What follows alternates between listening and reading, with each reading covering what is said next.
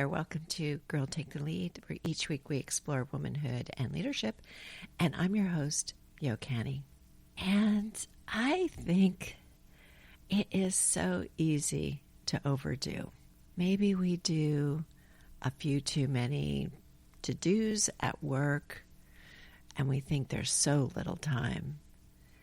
And maybe it's navigating family conflict, struggling with perhaps gift giving over the holidays, some financial strain, or commercialism out there, struggling with expectations that others have for us.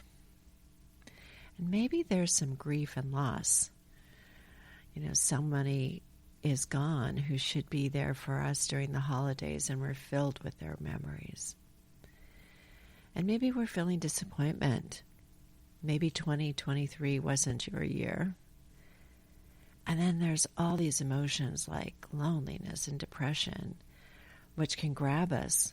So we find ourselves using food or other substances to make us feel better. And when we throw the holidays on top of our tendency to overdo, no wonder we can find ourselves impatient in the Trader Joe's parking lot. I am very curious about overdoing and what that is all about, and how can we be more mindful about our self-care when we're in that overdoing.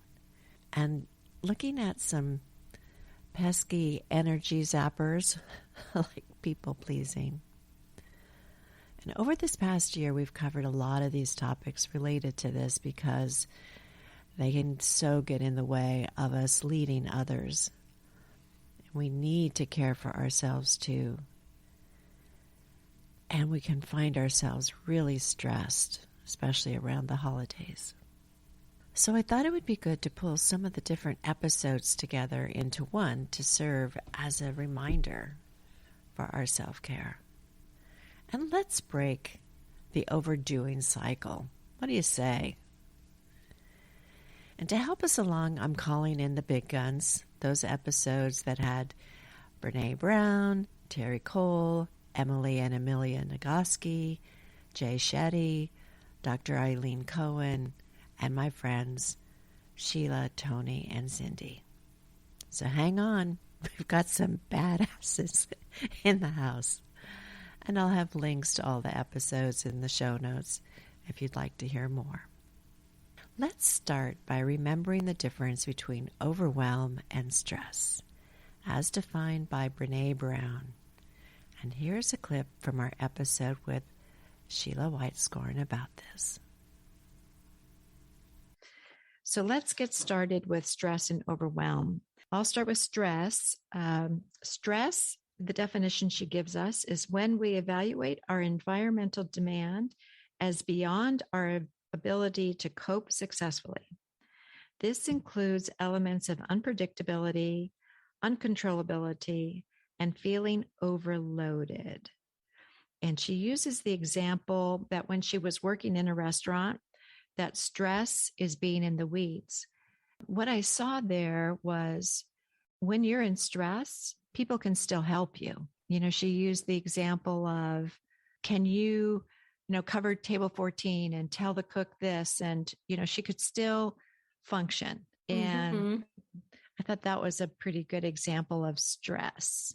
Whereas overwhelmed is being blown. And she gives that example about she literally can't function. And, at the restaurant, everyone steps in and takes over, has her leave the restaurant and go take a break while they pick up all of the aspects of her job. It's being completely blown, she says, right? That there's just nothing left in the tank.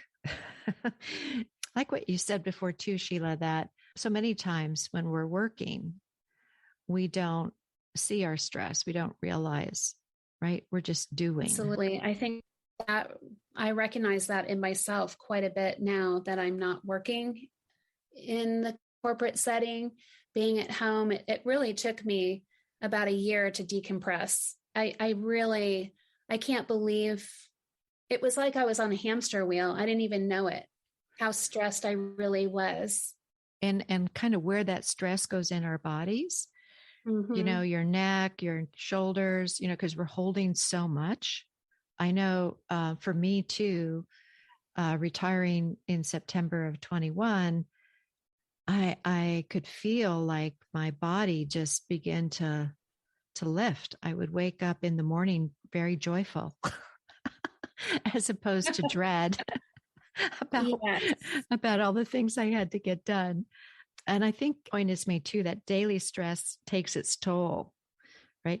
Chronic exposure to stressors can be detrimental to health, both mentally and physically. And it's said here too that it correlates to more rapid aging, decreased immune function, greater inflammatory processes, less sleep, and poorer health behaviors. I think I could check yes to all of those at some point. You were pretty good about doing your walks. Remember when you would do your walks every lunch? And I was somebody that definitely put off, walking and getting exercise while I was at work. And I really look back and think, why did I do that? I needed it tremendously. Well, I think too, like there were certain things that played havoc with my immune system. Like I had got shingles at one point. Oh my gosh, I just was fatigued, kept pushing, to do more. And, wake up in the night with a clenched stomach. It was a lot of bad things I was going through, but I just didn't have time for it. Yeah. Like I had to keep moving. I had to keep going. Mm-hmm. I'm so glad that this younger generation can get more balance because I was not a good example of balance at all. Next, Toni Morris and I discussed the Nagoski sisters' book, Burnout, The Secret to Unlocking the Stress Cycle. They said to identify the stressors. And here's what we said about that. The first point is that we have to differentiate stress from stressors. That was very interesting to me because it all seemed like stress to me, right? Just like we don't make the distinction so much as what is the stress and what is the stressor. For our listener, the stress, she makes the distinction that stressors are what activate the stress response in the body, and stress is the neurological and physiological shift that happens in our body when we encounter one of these threats. And we see threats as anything, like she uses less tangible internal stressors, things like self-criticism, body image, identity, memories, and the future. Past. And the past. Yeah. That was pretty interesting, I thought, to kind of break it up.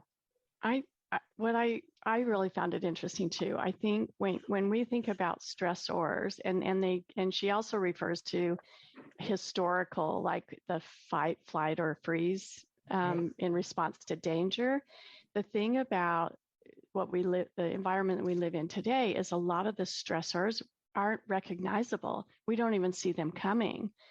We just feel the effects of them, right? And sometimes when we can recognize that something's there, we go in our heads and say, I don't have time for this, or I just have to toughen up, or we put another stress on ourselves in responding to it. So it builds even in just that initial phase, not just over time.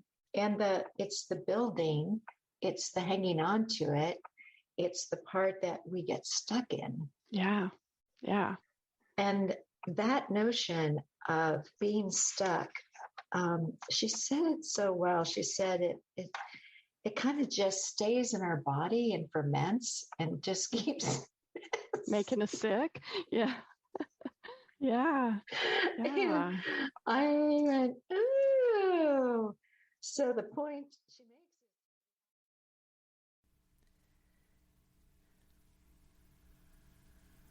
is, so when we're stressed, we might think that there's not enough time. But is that really the case? Here's what we said about that. So it all comes down to time. So that's a very interesting thing, right? To take a look at the whole idea of time. And why is time such an important part of this? And I started to link a couple things together. I think it has to do with perfectionism.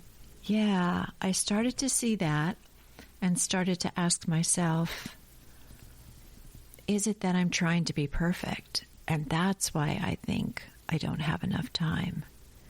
So I looked at Brene Brown again and thought, now what does she have to say about perfectionism? What that's about? So she did a TED Talk, included something about her take on what perfectionism is not. It's not striving for excellence.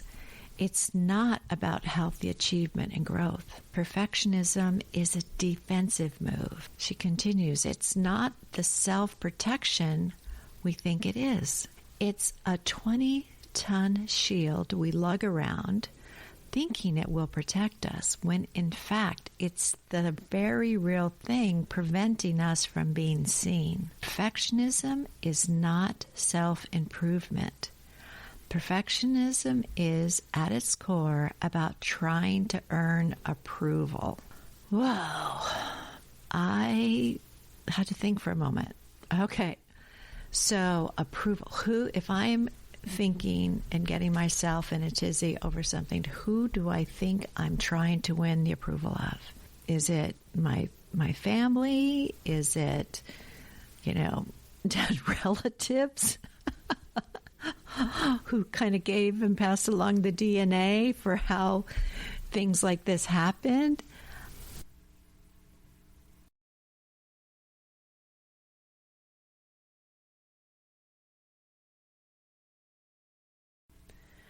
One aspect I can see contributing to overdoing is not wanting to disappoint anyone.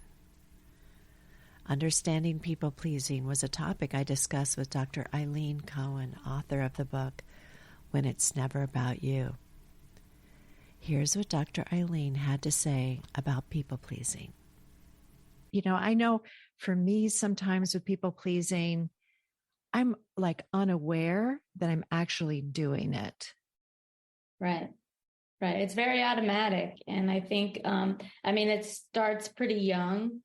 We all have this kind of, it's in us, innate focus on others, or, when we're born, we have this dependency on others.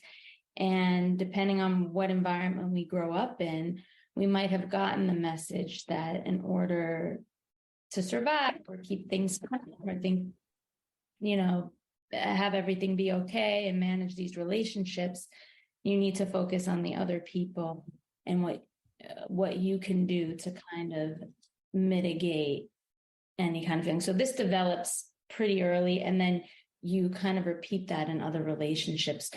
And it could be so automatic without realizing that that's what you're doing, because the goal for a people pleaser is, what can I do to keep the peace, to calm things down?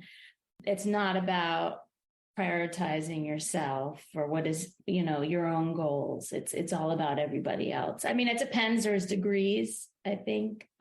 You can still have a certain level of self and goals and priorities, but if somebody else is upset enough or loud enough, their needs or whatever they want might be more important to you than your own in those moments. We're born with this desire for individuality and togetherness. So we have that.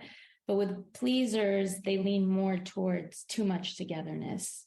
Their behaviors are based on, what can I do to make this relationship? They put it all on themselves. What can I do to fit in with what my family thinks is best, or what my best friend wants, where she wants to go for dinner, or, they'll let me not rock the boat. Where other people might lean towards more individual, which might look like rebellious or going against the grain just because your family thinks a certain way or your friend. But really, self-will living is about balancing that. How can I still be my individual person, but also be part of a group without giving that up, which can be, as you said, so automatic, especially in times of tension or stress. Right. So that balance then is about maybe exercising kindness, giving, but not losing yourself in the process. That's where it gets a little tricky, I think, for people, because you can always say, oh, I'm being so kind, I'm being so giving. But what you're, I think, kind of challenging us to do is to look at what's behind it. So how can we love ourselves more once we see the cycles we're in? Terri Cole reminds us we have the rights to set boundaries. And here's what she said in her Boundary Boss book. There's a Bill of Rights. You have the right to say no or yes to others without feeling guilty. You have the right to make mistakes, to course correct, or change your mind. You have the right to negotiate for your preferences, desires, and needs. You have the right to express and honor all your feelings if you choose. You have the right to voice your opinion even if others disagree. You have the right to be treated with respect, consideration, and care.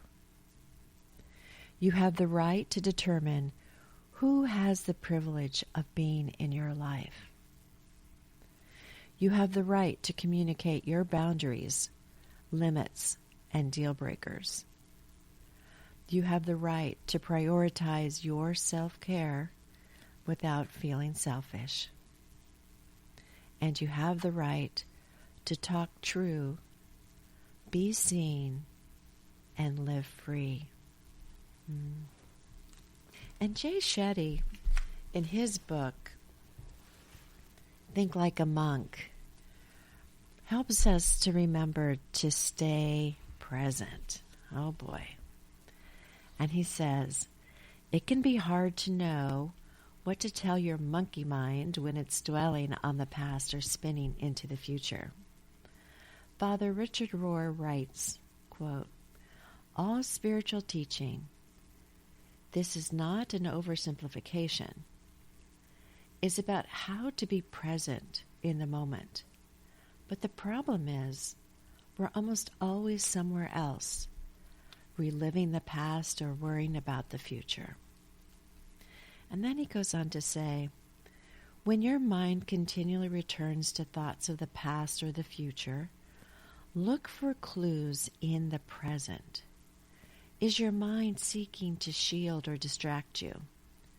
Instead of thinking about what mattered in the past or what the future might hold, gently guide your mind back to the moment. Ask questions about right now. What is missing from this moment? What is unpleasant about today? What would I like to change? Ideally, when we talk to ourselves about the present, we look back on the negative and positive elements of the past as the imperfect road that brought us to where we are, a life that we accept and from which we can still grow. And ideally, we also think of the future in context of the present, an opportunity to realize the promise of today. Oh boy, that was juicy. And my friend Cindy reminds us to breathe and be mindful, and that we need to practice, practice, practice. Here's the exercise I did with her, and maybe it could come in handy for you as well. Here you go. So let's do a little practice. It'll be short and sweet. Yes. And I'm going to invite you to press your feet down. Wherever you are, press your feet down and lift the crown of your head And close your eyes really gently, or you can just cast them down if closing them doesn't work. And simply start to breathe a little bit. Just your natural breath. Come right here in the moment. Let go of the fact that we're even on a podcast. Start with relaxing your body. Let your face melt, your eyes melt, let your shoulders drop down. Just noticing your inhaling, your exhaling, whole body breathing. Nothing else to do. The sensation of breath. Just bringing that life force energy right into the body. Strong back, soft front. You might want to sense into a situation where you have a tendency to have imposter syndrome show up. It could be a situation like yesterday. It could be another situation. You might want to notice the emotions that come up. Maybe there's some anxiety or fear or this lack of belonging in a situation, lack of capabilities. Just sense into that. You might notice certain tightness in your chest or your belly or your stomach. You don't have to do anything about it, just sense it. And with the breath underpinning everything in your consciousness right now, just simply ask yourself, is it true? Is that really true? What are the facts? What has been your journey, the experiences that have gotten you right to this place?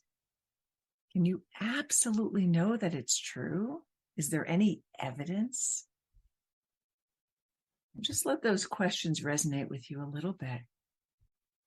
And now tapping back into your breath, to your body. If anything's tensed up, see if you can relax the shoulders, the neck. You can even move your neck a little bit. Keep those feet pressed down. Imagine a string attached to your heart, right at the middle of your chest, that expands and softens your heart. At the same time, your spine is long and strong. And maybe bring a significant accomplishment now into your mind's eye. Yeah, who better to do this than you, with your skills, with your credentials, with your heart? Let's notice the difference between those two thoughts. Where might you be without the first thoughts or feelings of insufficiency?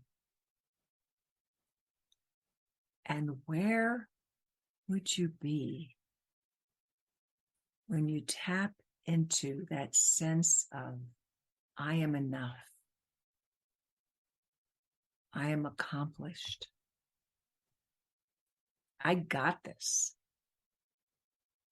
I know all I need to, I am all I need to be. And so just take about 3 to 5 breaths, just letting that resonate. Coming back to the breath, the body, the present. And when you're ready, you can simply come back to right now. Let your eyes open. So nice. And on that note, we'll end today's episode. And I hope that there was some tips or some gentle reminders of how we can be mindful during the holidays. Thank you for being here. And next week, I'll have some thoughts for your book gift list for yourself or others based on authors that we've seen on the show and books we've covered. So please join us again. Talk to you soon. Bye.